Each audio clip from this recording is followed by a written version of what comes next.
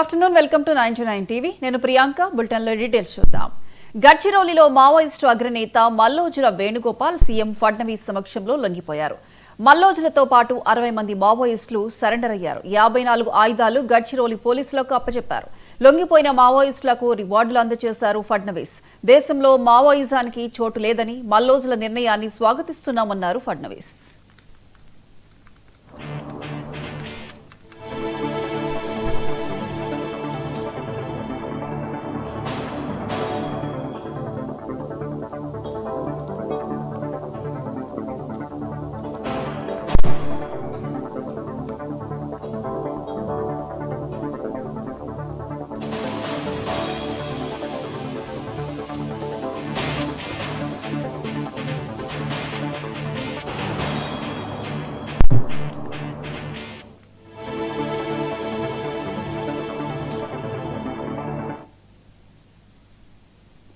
గడ్చిరోలిలో Maoist అగ్రనేత Mallojula Venugopal CM Fadnavis సమక్షంలో లొంగిపోయారు.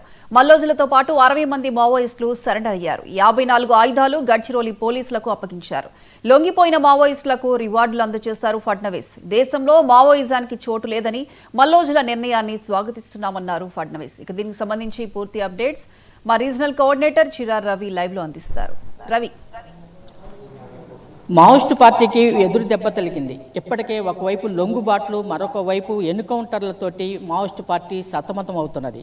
ప్రధానంగా ఏదైతే మావోయిస్టు పార్టీ ప్రధాన కార్యదర్శి నంబాల కేశవరావు చనిపోయిన తర్వాత, ప్రధానంగా ఎన్కౌంటర్ అయిన తర్వాత మొత్తం మావోయిస్టు పార్టీ ఒక బలమైనటువంటి ప్రధాన కార్యదర్శి కోల్పోవడంతో ఒక్కసారిగా వెన్ను విరిచినట్లయింది మావోయిస్టు పార్టీకి.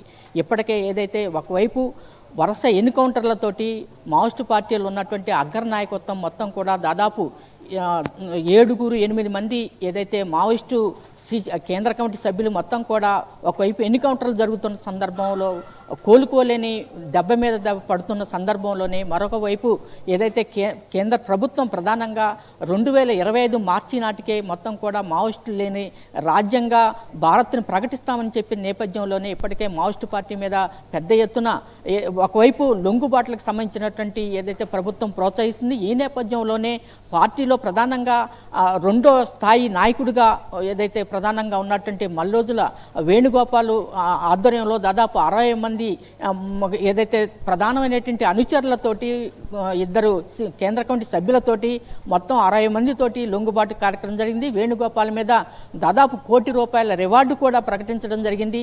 వారితో ఉన్నటువంటి ప్రధానమైనటువంటి సిసి అంటే కేంద్ర కమిటీ సభ్యులు వాళ్ళకు కూడా దాదాపు ₹70 లక్షల రివార్డులు, అట్లాగే మిగతా వాళ్ళకి దాదాపు 50,000 రివార్డులు సంబంధించినటువంటి లొంగిపోయినటువంటి వాళ్ళకి పేరుతోటి ఉన్నాయి.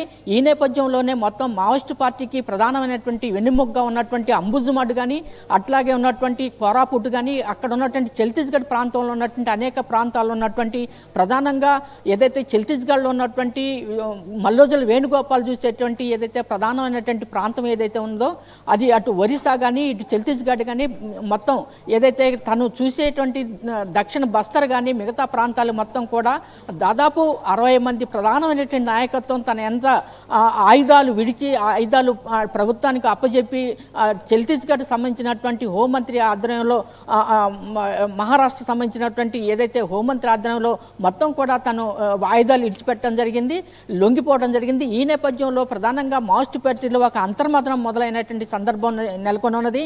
ఎందుకంటే ఒకవైపు ప్రధాన నాయకత్వం లొంగుబాటు అవుతుంటే మరోవైపు కేంద్ర కమిటీ ప్రధాన కార్యదర్శి తిరుపతి మాత్రం ప్రధానంగా మొత్తం దేశంలో ఉన్నటువంటి ఏదైతే ప్రధానంగా ఒకవైపు సాయుధ పోరాటాన్ని కొనసాగించాలని, సాయుధ పోరాటం ద్వారానే ఈ దేశంలో విప్లవం వస్తుందని, ప్రధానంగా దండకారణ్యానికి ప్రధానంగా ఏదైతే ఇప్పటికే ఒక ప్రధానమైనటువంటి నాయకుడిగా ఉన్నటువంటి ఈ ఏదైతే హిడ్మా ఉన్నాడో, హిడ్మా ఒకవైపు దండకారణ్యానికి స్పెషల్ జోనర్ కార్యదర్శిగా, అట్లాగే కేంద్ర కమిటీ కార్యదర్శిగా తిరుపతిని నియమించిన తర్వాత మొత్తం ఏదైతే కోల్పోయినటువంటి ఏదైతే ఒకవైపు వరుస లొంగుబాట్లకు సంబంధించినటువంటి దాన్ని నివారణ చేయడం కోసం, పార్టీని పునర్వైభవం తీసుకురావడం కోసం రెండో వైపు ప్రయత్నం జరుగుతుంది. ప్రధానంగా ఒకవైపు ప్రభుత్వం ప్రధానంగా దేశంలో ఉన్నటువంటి నక్సలిజం నిర్మూలనే ఒకవైపు చర్యలు చేపడుతూ మొత్తం దండకారణ్యం కాదు, దేశంలో ఉన్నటువంటి అనేక ప్రాంతాల్లో మావోయిస్టులు లేకుండా చేయాలనేటువంటి లక్ష్యాన్ని ప్రభుత్వం తీసుకొస్తుంది. దానిలో భాగంగా లొంగుబాట్లకు సంబంధించినటువంటి వాళ్ళని ప్రోత్సహిస్తూ వారికి ఎవరైతే లొంగిపోయినటువంటి వాళ్ళకి రివార్డులు కల్పిస్తూ వారికి ఆర్థిక సాయం చేస్తుంది. దాంతో ప్రధానంగా మావోయిస్టు పార్టీలో ఒక పెద్ద లొంగుబాట్ల కార్యక్రమం అనేటువంటిది ప్రధానంగా కేంద్ర కమిటీ సభ్యుడు మల్లోజుల వేణు ఆధ్వర్యంలో పెద్ద ఎత్తున ఏదైతే ఇక్కడ 60 మందితోటి లొంగిపోవడం అనేటువంటిది ఒక సంచలనం అయిపోయింది.